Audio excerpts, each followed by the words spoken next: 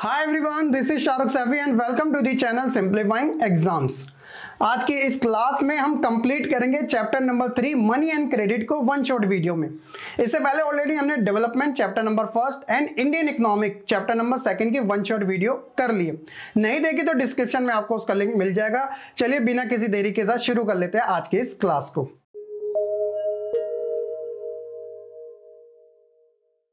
So basically बच्चों, आप इस लेसन को 2 पार्ट्स में रख सकते हो। फर्स्ट में हम मनी के बारे में बात करेंगे एंड देन सेकंड में हम क्रेडिट के बारे में।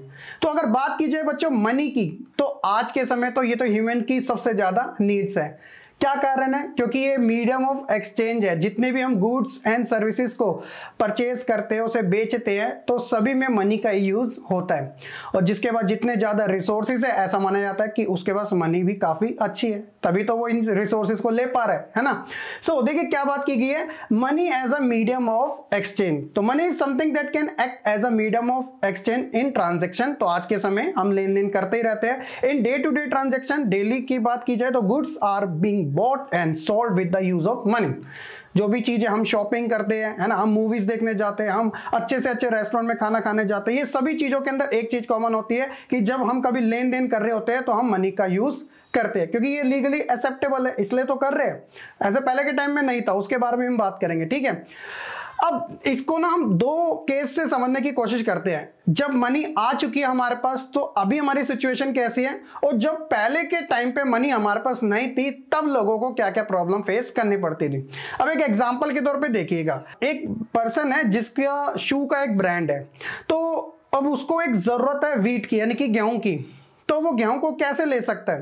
तो सिंपल सी बात है, जब उसके शोरूम के अंदर कोई पर्सन आएगा, उसका शूज खरीदेगा, तो उसको मनी मिलेगी और वो उस मनी से अपने लिए व्हीट खरीद लेगा। तो यहाँ पे तो बिल्कुल सिंपल सी लाइन होगी है कि कुछ इसमें ज्यादा कुछ रॉकेट साइंस जैसी चीज नहीं है ना। आज के समय यही तो होता है, हम मनी से तो अपनी सारी नीड्स को पूरा कर लेते हैं।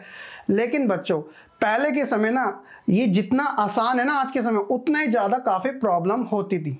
कैसे? देखिए केस 2 के अंदर बताया गया, when goods are directly exchange for goods. पहले वस्तु के बदले वस्तु एक्सचेंज की जाती थी, लेकिन उसमें प्रॉब्लम बहुत होती थी। अब प्रॉब्लम कैसी थी, इसे हम 3 सिचुएशन में समझने की कोशिश करेंगे। अब यहां देखिएगा, एक है सिचुएशन 1 में, पहला है कि एक पर्सन है जो कि एक तरीके से आप देख रहे हो कि ये शूज बेचने वाला है ना। जो दूसरा पर्सन है वो व्हीट बेचने वाला है, गेहूं, और तीसरा पर्सन के पास पॉट्स है, यानी मटके जो होते हैं, है ना। तो अब क्या बात की जा रही है, फर्स्ट पर्सन बोल रहा है कि I will give you shoes for your wheat, यानी कि ये पर्सन इससे बोल रहा है कि भैया मैं आपको शूज दूंगा आपके गेहूं के बदले। तो क्या दिक्कत है? दिक्कत है ये जो गेहूं वाला है, ये बोला आई डोंट नीड शूज, मुझे भाई शूज की जरूरत नहीं जब मेरे पास ऑलरेडी है। ये बात भी ठीक है। आई नीड क्लोथ्स, उसे तो जरूरत है भैया कपड़ों की। अब तीसरा वाला बोल रहा है कि आई वांट शूज, मतलब इसका कनेक्शन इसके साथ हो सकता है क्योंकि इसे शूज की जरूरत है और इसके पास शूज है। लेकिन आई डोंट हैव व्हीट, क्योंकि इसके पास व्हीट नहीं है, इसके पास तो पॉट्स है, और जरूरत है इस बंदे को गेहूं की जो कि इसके पास है। काफी ज्यादा पजल हो गया ना। देखो पहले हमने कितना सिंपल सा समझ लिया था कि एक ब्रांड है, कोई किसी के शॉप से शूज खरीदेगा और उससे जो पैसे मिलेंगे वो उससे आराम से व्हीट खरीद लेगा, काम खत्म, हमें कुछ करना ही। लेकिन यहाँ देखो कितना कॉम्प्लिकेटेड सा लग रहा है यार, कैसे कैसे सारी सिचुएशन को हैंडल करना है ना। तो यही चीज है, पहले के समय इसे हम एक नाम से जानते थे जिसका नाम था बार्टर सिस्टम। अब ये बार्टर सिस्टम क्या है, एग्जाम पॉइंट ऑफ व्यू से काफी इंपॉर्टेंट है, समझने की कोशिश कीजिएगा। Barter system, when goods are directly exchange for goods and there is no use of money, it is called barter system. जब मनी का यूज नहीं होता था, वस्तु के बदले वस्तु एक्सचेंज होती थी, तो उसे हम बार्टर के नाम से जानते थे। अब इसके अंदर एक प्रॉब्लम भी थी जो काफी कॉम्प्लिकेटेड सी, आप कह सकते हो काफी हार्ड भी थी, डबल कोइंसिडेंस ऑफ वांट्स। यानी कि मेरे पास अगर व्हीट है और मुझे जरूरत है शुगर की, तो मुझे एक उसी ऐसे पर्सन को ढूंढना पड़ेगा जिसके पास शुगर है और वो बदले में व्हीट चाहता है, तभी तो एक तरीके से कोऑर्डिनेट हो पाएगा हम दोनों के बीच में। When in the exchange both parties agree to sell and buy each other commodities, it is called double coincidence of wants. जैसे हम उस पहले वाले केस में देख रहे थे ना कि यहाँ पे नहीं मिल पा रही थी चीजें, कि भैया ये शूज वाले को व्हीट चाहिए लेकिन उसके पास है नहीं, और इसके पास पॉट्स है तो इसे शूज चाहिए। तो ऐसा नहीं था, तो ये सारा कॉम्प्लिकेटेड सा सिस्टम था, लेकिन मनी की वजह से ना हम इन प्रॉब्लम से आप कह सकते हो कि निजात पा चुके हैं। आगे बात करते हैं बच्चों मॉडर्न फॉर्म ऑफ मनी के बारे में। अब देखिए पहले के टाइम पे मनी का यूज होना शुरू हुआ था, एंशिएंट टाइम से शुरू हो गया था, लेकिन उसकी जो टर्म्स थी ना वो अलग टाइप की थी। Money is anything that is generally acceptable as a medium of exchange. आज के समय तो जनरली एक्सेप्टेबल है ना। The earlier form of money, अगर हम पहले की बात करें तो आप देखोगे ग्रेन्स, कैटल, मेटेलिक कॉइन्स, तो सिक्के के ऊपर काऊ छपी होती थी, किंग्स की फोटो होती थी, किंग्स का है ना छपा होता था, तो उससे हमें वहाँ का बहुत सारी जानकारी मिलती थी कि यहाँ पे इस टाइप का रूल चलता है। लेकिन आज के समय मॉडर्न फॉर्म की अगर बात की जाए कि हमें मनी कैसे कैसे तौर पे देखने को मिलती है, जैसे सबसे इंपॉर्टेंट है करेंसी नोट्स हो गया है ना, ये हमारे महात्मा गांधी जी 100 का नोट्स है, ये कॉइन्स हो गया, डीडी हो गया यानी कि जिसे हम डिमांड ड्राफ्ट कहते हैं, तो ये बैंक्स के थ्रू मिलती है। तो ये सारी चीजें मॉडर्न फॉर्म ऑफ मनी है। इसके अलावा एक क्वेश्चन ये भी आता है कि मनी को मीडियम ऑफ एक्सचेंज क्यों एक्सेप्ट किया गया, क्या रीजन है इसके पीछे, आइए समझने की कोशिश करते हैं। Because the currency is authorised by the government of the country, क्योंकि हमने करेंसी को ऑथोराइज ऑथेंटिक तौर पे एक्सेप्ट किया गया, तो इसलिए इसे मीडियम ऑफ एक्सचेंज माना गया। इंडिया के अंदर रिजर्व बैंक ऑफ इंडिया, जो कि एक सिंगल बैंक है जिसे हम सेंट्रल बैंक के नाम से भी जानते हैं, issue currency note on behalf of the central government. तो रिजर्व बैंक ही बच्चों हमारे करेंसी नोट को इश्यू करते हैं, किसके बिहाफ पर, सेंट्रल गवर्नमेंट के हिसाब पर, लिमिट में, ऐसा नहीं कि अंधाधुंध छापते जा रहा है, क्योंकि कॉस्ट लगती है, याद रखना एक चीज का। As per the Indian law no other individual of organisation is allowed to issue currency, सिर्फ सेंट्रल बैंक ही इश्यू करेगा नोट, अगर कोई और करेगा तो वो इलीगल होगा, जेल भी हो सकती है, सजा भी मिल सकती है, जुर्माना भी लग सकता है, तो इस चीज का ध्यान रखिएगा, ठीक है। तो ये तो होगी है। इसके अलावा the law legalise the use of rupee as a medium of payment, तो जो हमारी करेंसी का नाम क्या है बच्चों, रूपी, तो इसे मीडियम ऑफ पेमेंट माना गया है। That can not be refuge in setting transaction in India, और इसे नेग्लेक्ट नहीं किया जा सकता, रेफ्यूज नहीं किया जा सकता। No individual in India can legally refuse a payment made in rupee, क्योंकि ये एक्सेप्टेबल है। हालांकि दूसरी करेंसी होगी तो उसको एक्सचेंज करके रूपी में कन्वर्ट करके ले लिया जाएगा, लेकिन रूपी को माना नहीं किया जा सकता। इससे ये सिद्ध होता है कि the rupee is widely acceptable as a medium of exchange. हर एक कंट्री की अपनी अपनी करेंसी होती है, कहीं डॉलर है तो कहीं यूरो है तो कहीं रूपी है ना, तो कहीं येन है। तो ये तो चीज हो गई मॉडर्न फॉर्म ऑफ मनी के बारे में। इसके अलावा हमने अभी सेंट्रल बैंक के बारे में पढ़ा था, यानी कि रिजर्व बैंक ऑफ इंडिया के बारे में। इसके काम क्या क्या है, देखो पहला तो आपको ये पता चल गया था कि ये जो करेंसी नोट है उसे जारी करता है, चलो ये तो हमें पता चल चुका है। इसके अलावा इसके और भी काम है, क्योंकि हमारी कंट्री में सिर्फ एक ही रिजर्व बैंक है, लेकिन बहुत सारे मर्चेंट बैंक भी हमें देखने को मिलते हैं, जो कि गवर्नमेंट और प्राइवेट दोनों सेक्टर में। तो monitor the work culture of bank, तो जितना भी बैंक का कल्चर है उसे मॉनिटर करने का काम कौन करता है, यही करता है, सेंट्रल बैंक करता है। इसके अलावा जो SHG होता है, यानी कि स्मॉल ग्रुप ऑफ पीपल, ये अभी आगे टॉपिक भी आएगा, उसको भी मैनेज करने का काम करता है। साथ ही ये एक तरीके से जो टर्म्स एंड इंटरेस्ट होता है उसके रिगार्डिंग डायरेक्शन भी प्रोवाइड करवाता है, और साथ ही फीडबैक से रिलेटेड जो मॉनेटरी पॉलिसी है इंडिया की वो भी देता है, और साथ ही जो कैश रिजर्व होता है बैंक्स का वो अपने पास भी रखता है। जब कभी बैंक करप्ट की सिचुएशन में होता है, यानी कि क्राइसिस की सिचुएशन में होता है, तो उसे उस सिचुएशन से बाहर निकालने में ये जो सेंट्रल बैंक है ना वो एक तरीके से सपोर्टर के तौर पे काम करते हैं, ठीक है, जो कि कैश रिजर्व के तौर पे कुछ अमाउंट अपने पास रख लेते हैं। ये फंक्शन है हमारे रिजर्व बैंक के, आप इन्हें लिख जाओगे, एग्जाम में पूछ ले जाएंगे, तो 3 मार्क्स या 5 मार्क्स में इस चीज का ध्यान रखना, ठीक है। इसके अलावा मॉडर्न फॉर्म ऑफ मनी में आप ये भी चीजें इंक्लूड कर सकते हो, जैसे पेपर नोट्स, तो हमें सब पता ही है, जो हमारा कॉटन वाला होता है, याद रखना, जो हमारा करेंसी नोट है वो कॉटन से बना होता है। इसके अलावा जो डेबिट कार्ड्स होते हैं, जिसे हम ATM कहते हैं, any time money automatic trailer machine. इसके अलावा क्रेडिट कार्ड हो गया, चेक हो गया, UPI हो गया, नेट बैंकिंग, मोबाइल बैंकिंग, ये सभी आज के समय मॉडर्न फॉर्म ऑफ मनी कहलाए जाते हैं, जिसके अंदर जो UPI है वो आज के समय बड़ी तेजी से ग्रो होता जा रहा है, कंट्रोल किसी का है ही नहीं इसके ऊपर, बड़ा इजी जो प्रोसेस सा हो गया है ना, तो ये मॉडर्न फॉर्म ऑफ मनी में गिना जाएगा। होप सो कि यहां तक सारी चीजें काफी अच्छे से आपको समझ आ चुकी होगी। इसके बाद बच्चों बात करते हैं डिपॉजिट विद बैंक। अब देखिए बैंक क्या होते हैं, बड़ा सिंपल सा कॉन्सेप्ट है बैंक का कि हम बैंक में अपना पैसा जमा करते हैं, जब कभी हमें अर्जेंसी होती है तो हम अपना पैसा निकाल भी लेते हैं। सवाल यहां पर यह आता है कि बैंक अर्निंग करता कैसे, क्योंकि हम बैंक में जमा करते हैं ना जो पैसे, उसका तो वो हमें इंटरेस्ट देता है। यानी अगर हम 100 रुपए जमा कर रहे हैं तो उसके ऊपर 4 रुपए तो हमें वो एक्स्ट्रा दे देता है रखने के लिए। तो बैंक तो नुकसान हो रहा है बैंक का, इससे उसका प्रॉफिट क्या हो रहा है? नहीं, ऐसा नहीं है। बैंक का भी लॉस में हो सकता है, हमसे वो भी नहीं, बैंक हमेशा ऊपर ही रहते हैं। तो देखिए एक पहले कॉन्सेप्ट समझने की कोशिश करते हैं। Deposit with bank are also form of money. तो ये भी है जिसके अंदर आप person can deposit in the bank by opening an account on his or her name. तो हम सिंपली क्या करते हैं, बैंक के अंदर अपना एक सिंपल सा अकाउंट ओपन करवाते हैं, चाहे हम सेविंग में कराए, अगर बिजनेसमैन है तो ज्यादातर हम अपना करंट अकाउंट ओपन करवाते हैं, ठीक है। इसके अलावा people need only some money at the point of time. जब हम बैंक में कभी अपना अकाउंट ओपन करवाना चाहते हैं तो कुछ मिनिमम जो चार्ज होता है ना, वो हमें कम से कम मेंटेन रखना पड़ता है, वो डिपॉजिट करवाना पड़ता है। So people can deposit extra money and earn extra money. तो जब लोग थोड़ा ज्यादा पैसा जमा कराते हैं, जितना आप करवाओगे उतना ही हिसाब से आपको इंटरेस्ट भी मिलेगा, which is given on money already depositing in the bank. तो वहां पे पूरा क्राइटेरिया लिखा होता है कि इतने पे इतना % मिलेगा। अभी अगर देखा जाए ओवरऑल तो कम से कम 4% मिनिमम है, और ज्यादा से ज्यादा 6% के आसपास आपको सेविंग अकाउंट पे इंटरेस्ट मिलता है। तो ये तो हो गया डिपॉजिट विद बैंक्स की। इसके अलावा आप facility of payment through cheque, तो चेक तो आप जानते हो, ये लो भाई चेक भरा, आराम से बैंक में जाके जमा करा के निकलवा ले, ठीक है। Is also provided by the bank to their customer. तो जितने भी बिजनेसमैन होते हैं, जितने भी फॉर्मल डील्स होती है, उसके अंदर हम चेक्स का ज्यादा यूज करते हैं। अगर आप किसी शोरूम के अंदर कार भी लेने जाओगे तो वो अगर आप EMI पे करवा रहे हो तो आपको चेक्स के थ्रू ही पेमेंट देने पड़ेगी, क्योंकि cheques as a legal proof माना जाता है। इनकेस अगर आप पैसा वापस नहीं दे पाते EMI वाला, तो चेक्स जो होता है एक लीगल प्रोसेस होता है कि हाँ आपका बाउंस हो गया तो आपके ऊपर केस हो सकता है जब तक आप पैसा नहीं चुकाते। Cheque work as an instrument for payment which is made by the paper. A person can directly transfer money to another person through check rather than in cash. जैसे चेक कैसा दिखता है आप देख सकते हो अपने स्क्रीन पे, कुछ इस टाइप का। भाई मैं अपना यहाँ नाम लिख दूंगा, अमाउंट लिख दूंगा, बाकी जो सारी चीजें तो ऑलरेडी प्रिंटेड होती है, ये उसके नंबर होते हैं। जाइए बैंक में जाइएगा, आपके अकाउंट में आपको सीधा मिल जाएंगे। बड़ी सिंपल सी बात है, ठीक है। तो ये मॉडर्न फॉर्म ऑफ मनी के अंदर ये भी यूज किया जाता है। और इसके अलावा बच्चों बैंक क्या करता है, लोन एक्टिविटीज सबसे इंपॉर्टेंट है। मैंने आपको स्टार्टिंग में बताया था कि देखो हम बैंक में पैसा जमा कराते हैं, जबकि बैंक उसके बदले हमें इंटरेस्ट दे देता है। हालांकि 100 रुपए जमा करा रहे हैं तो 4 रुपए एक्स्ट्रा दे रहा है, तो बैंक को तो लॉस हो रहा है। तो बैंक का भी लॉस में नहीं होता, क्यों? क्योंकि बच्चों लोन एक्टिविटी उसका सबसे मेन इक्विपमेंट है अर्निंग करने का। वो कैसे करता है, बड़ा सिंपल सा है। Bank work as a mediator between the depositor and the borrowers.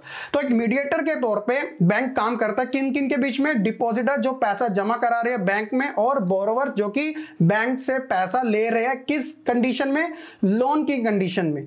People deposit their money in the bank and get some rate of interest as a extra income. जैसे मैंने आपको बताया था कि 100 रुपए अगर हम जमा कराते हैं तो 4 रुपए के हिसाब से, यानी 4% के हिसाब से हमें उसका इंटरेस्ट मिलता है, तो हमारे 100 रुपए 104 बन जाते हैं। लेकिन वहीं पर ही bank hold only some percentage of deposit in the bank. कुछ मेंटेनेंस के लिए भी वो इतना तो मिनिमम हमसे अमाउंट रखवा लेता है। For example bank in India this day hold about 15% of deposit in the cash. तो कम से कम 15% वो हमारा जो पैसा मेंटेन करके रखता है। अब बात आती है बैंक के अर्निंग की, तो वो है उसका लोन एक्टिविटी। तो इसमें होता क्या है बच्चों, A major portion of the deposited money is provided to those people who are needy of money for economic activities, यानी प्राइमरी, सेकेंडरी और टर्शरी। किसी भी एक्टिविटी में अपने काम के लिए जब कोई पर्सन बैंक से पैसा लेता है तो बैंक उसे एक तरीके से लोन प्रोवाइड करवाती है, और उस लोन के ऊपर एक मिनिमम ड्यूरेशन के टाइम पे एक्स्ट्रा इंटरेस्ट भी लेती है, और वही उसका मेन सोर्स होता है। In this case money is provided as a loan with the higher rate of interest.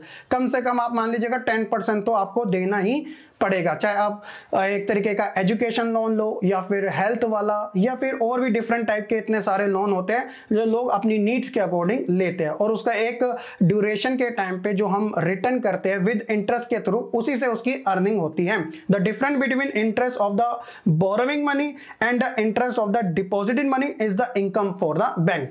इसे एक छोटे से और एग्जांपल से समझ लेते हैं। वही वाले 100 रुपए मैं एक डिपॉजिटर हूँ, मैंने बैंक में जमा कराए, ठीक है, 104 रुपए मुझे 4% के हिसाब से इंटरेस्ट मिल गया। कोई एक सेकंड पर्सन है, उसने बैंक से वही 100 रुपीज लिए, तो अब उसे रिटर्न में कितने देने पड़ रहे बैंक को? 110 रुपए 10% के हिसाब से। तो आप बताइएगा, उसने 104 रुपए मुझे वापस दे दिए, तो 6 रुपए फ्री फंड का बैंक ने सिर्फ अपनी सर्विस प्रोवाइड करवा के अर्न कर लिए। और ये अमाउंट मैं बिल्कुल छोटे से मैं समझा रहा हूं, ये करोड़ों में होता है ये सारी चीजें, प्रोसेस है ना।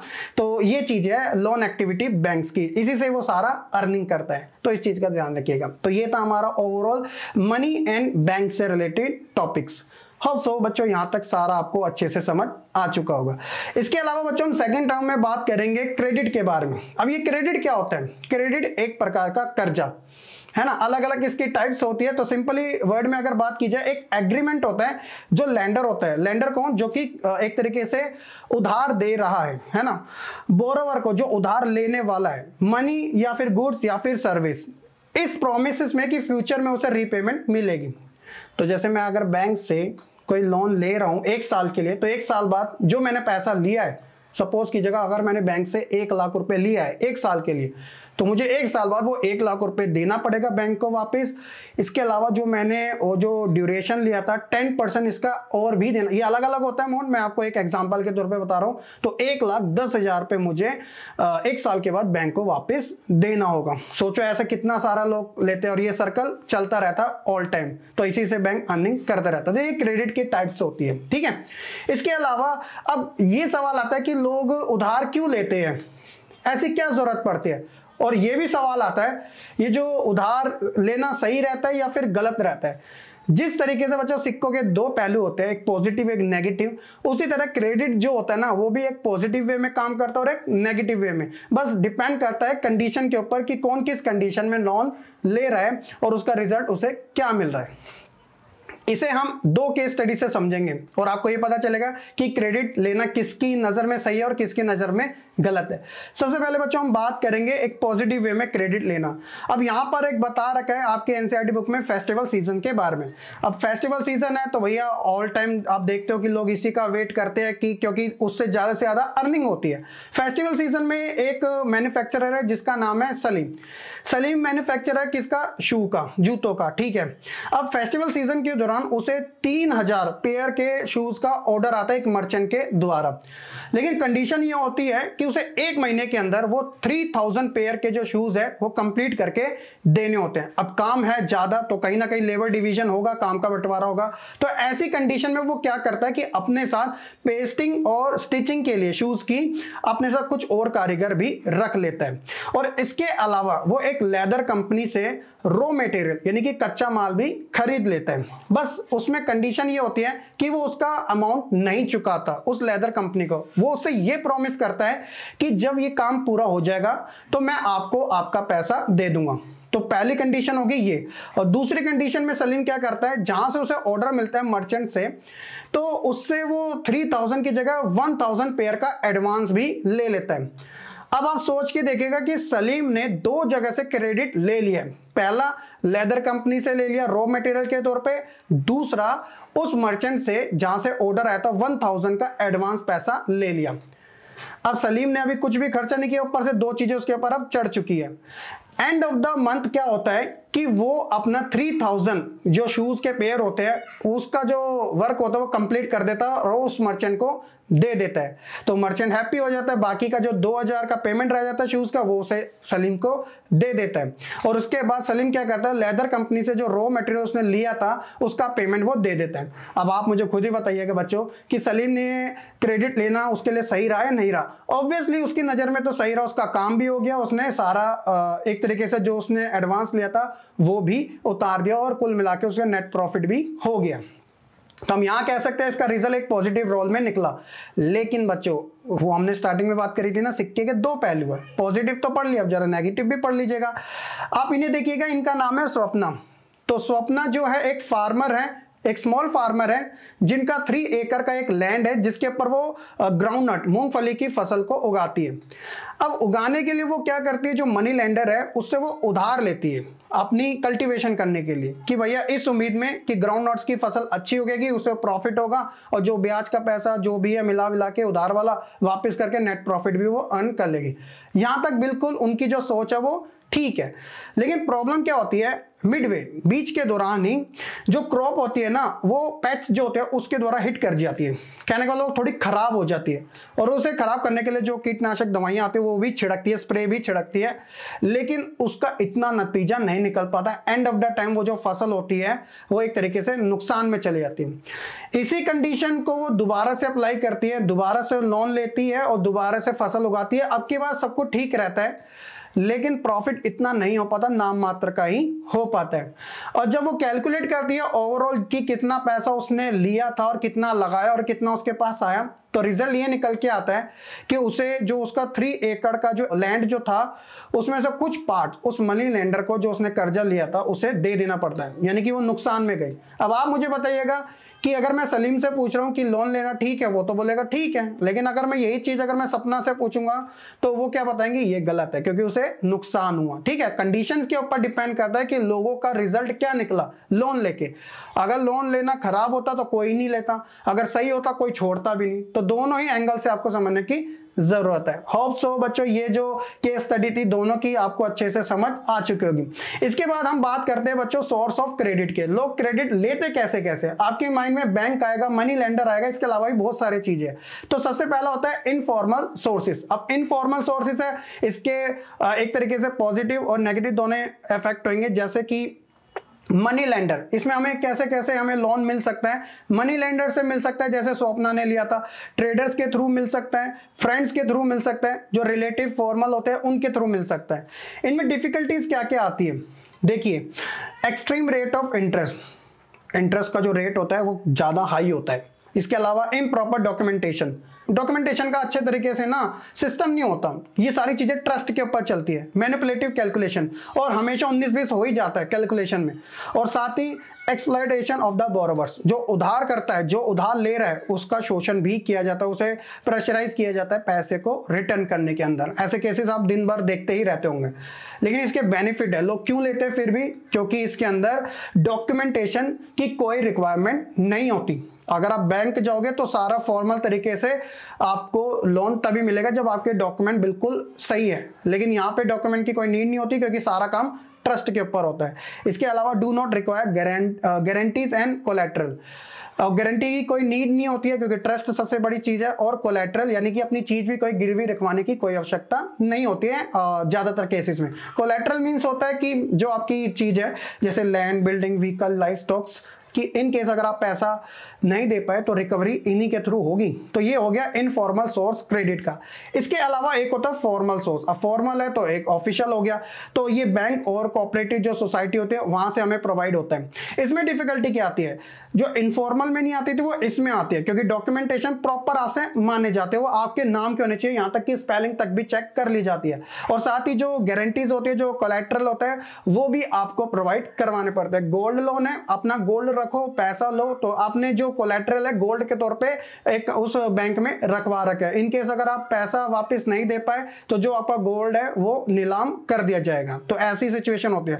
बेनिफिट इसके कुछ होते हैं, ऐसी बात नहीं है। जेन्युइन रेट ऑफ इंटरेस्ट, जिस तरीके से इनफॉर्मल सोर्सेस में इंटरेस्ट हाई होता है तो इसमें पहले से ही ना फिक्स्ड होता है कि इतना परसेंट ही लगेगा, उसका कोई हिडन चार्जेस नहीं होगा। साथ ही proper records of the transaction, जो छोटी मोटी ट्रांजैक्शन होती है, जो आप छोटा छोटा पैसा देते हो, सबकी आपको पूरी तरीके से ट्रांसपेरेंसी देखने को मिलती है। और साथ ही क्योंकि डॉक्यूमेंट्स प्रॉपर तरीके से होता है प्रूफ के तौर पे कि कहीं भी मैनिपुलेटेड ना हो जाए, तो इसलिए फॉर्मल सोर्सेज भी काफी अच्छे माने जाते हैं। तो ये तो सोर्स ऑफ क्रेडिट हो गए। इसके अलावा बात आती है टर्म्स ऑफ क्रेडिट की। ये वही चीज है जैसे सबसे पहले अगर आप क्रेडिट लोगे तो इंटरेस्ट रेट आपको देना पड़ेगा। इसके अलावा कोलैटरल जैसी चीजें होती है, अपनी चीजें गिरवी रखवानी पड़ती है, डॉक्यूमेंट्स की नीड पड़ती है, और मोड ऑफ रीपेमेंट होता है, जो पैसा लिया उसे वापस भी तो करना है। ये टर्म्स ऑफ क्रेडिट कहलाई जाती है। सो नेक्स्ट टॉपिक पढ़ते हैं बच्चों SHG के बारे में, सेल्फ हेल्प ग्रुप के बारे में। अब ये सेल्फ हेल्प ग्रुप होता क्या है, उससे पहले आप एक चीज को समझिएगा। सबसे पहले क्या होता है, स्पेशली जो रूरल सोसाइटी होती है उसमें प्रॉब्लम्स बहुत होती है। देखिए, facilities of bank are not available in all rural areas. जितने भी जो ग्रामीण क्षेत्र होते हैं वहां पे बैंक्स की फैसिलिटी इतनी ज्यादा नहीं देखने को मिलती। So the poor are dependent on informal sector for borrowing loan. इसलिए जो पुअर लोग होते हैं वो ज्यादातर डिपेंड करते हैं किन के ऊपर, इनफॉर्मल सेक्टर के ऊपर उधार लेने के लिए। और वो उधार क्यों लेते हैं, ताकि जो भी वो एग्रीकल्चर करना चाहते हैं, छोटा मोटा बिजनेस करना चाहते हैं, शादी करना चाहते हैं घर पे, और भी ऐसे बहुत सारे रीजन होते हैं, इस वजह से लोग लोन लेते हैं। The poor have to pay a high rate of interest to the money lenders. अब फिल्मों में भी आपने ये चीजें देख रखी है, दुगना लगान लगेगा, है ना। तो भैया रेट तो हाई होंगे, क्योंकि प्रॉपर डॉक्यूमेंटेशन यहाँ कोई फॉलो नहीं की जाती, गारंटीज भी कुछ नहीं होती, कोलैटरल जैसी चीजें भी नहीं होती है ज्यादातर केसेस के अंदर। तो इंटरेस्ट के ऊपर है, वरना तो आपका एक्सप्लॉइट किया जाएगा अगर आप रिटर्न नहीं करोगे। तो इसलिए वो ज्यादा रेट पर भी लोन ले लेते हैं। It is difficult to borrow loan from the bank, क्योंकि मैंने आपको बता दिया, because of the absence of the collateral and document, क्योंकि गिरवी रखवाने के लिए कोई चीज है नहीं, इसलिए बैंक से लोन मिलेगा नहीं, क्योंकि बैंक काम करेगा फॉर्मल चीजों के ऊपर। And documentation and collateral are required for a bank loan, जैसे कि हमने पहले पढ़ा। इनफॉर्मल लेंडर लाइक जो भी है ऋण देने वाले, money lender are often willing to give a loan without collateral because they personally knew the borrowers, क्योंकि वो जानते हैं उधार लेने वालों को कि ये बंदा है, अगर ये नहीं देगा तो कहीं ना कहीं वो कुछ ना कुछ चीज उसकी बाद में ले ही लेंगे, चाहे वो कब्जा करके किसी और माध्यम से क्यों ना हो।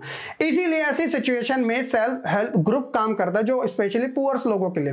अब ये क्या होता है, आप कह सकते हैं 15-20 जनों का एक ग्रुप होता है। इसमें होता क्या है कि इसमें एक तरीके का लोन प्रोवाइड करवाया जाता है विदाउट कोलैटरल, अपनी कोई भी संपत्ति को गिरवी रखाए बिना। इसके अलावा organise the rural poor specially for women, यानी कि जो वुमेन्स होती है उनका भी इसके अंदर इन्वॉल्वमेंट हमें देखने को मिलता है। और जो लोन के जो रेट होते हैं, इंटरेस्ट जो रेट होते हैं वो रीजनेबल होते हैं, मतलब कि इतने हाई नहीं होते जितने मनी लेंडर्स जितने होते हैं। साथ ही एक प्लेटफॉर्म देता है डिस्कस करने के लिए जितने भी सोशल इश्यूज होते हैं अलग अलग टाइप के, और साथ ही collective of saving from the member, छोटे जो सभी मेंबर से थोड़ा थोड़ा अमाउंट लेके एक बड़े अमाउंट में लोन ले लिया जाता है। तो ये सेल्फ हेल्प जो ग्रुप है वो कुछ इस तरीके से काम करता है, और इसको मॉनिटर करने का काम भी सेंट्रल बैंक करता है। ये ज्यादातर हमें रूरल सेक्टर में ज्यादा देखने को मिलता है। तो ये था हमारा SHG के बारे में, और यही था बच्चों हमारा ओवरऑल मनी एंड क्रेडिट से रिलेटेड। उनकी टाइप्स हमें पता कर ली, सेक्टर के बारे में जान लिया, मनी के यूजेस के बारे में जान लिया, क्रेडिट के यूजेस के बारे में जान लिया। ये तक हमने पता कर लिया कि क्या लोन लेना ठीक है या फिर गलत है। दोनों कंडीशन में सही गलत हमें केस स्टडी से पता चल गया था सलीम और स्वप्ना की, है ना। होप सो बच्चों आपको ये लेसन भी वन शॉट वीडियो में अच्छे से समझ आ चुका होगा। यही था इस लेसन के अंदर इंपॉर्टेंट टॉपिक्स। और वीडियो पसंद आई हो तो लाइक कमेंट शेयर जरूर कीजिएगा। और इसके बाद हम बात करेंगे अपने नेक्स्ट वन शॉट वीडियो के बारे में, जो कि चैप्टर 4 से रिलेटेड है। वेट कीजिएगा, तब तक के लिए सही बच्चे खुश रहे, पढ़ते रहे और ऐसे ही आगे बढ़ते रहे।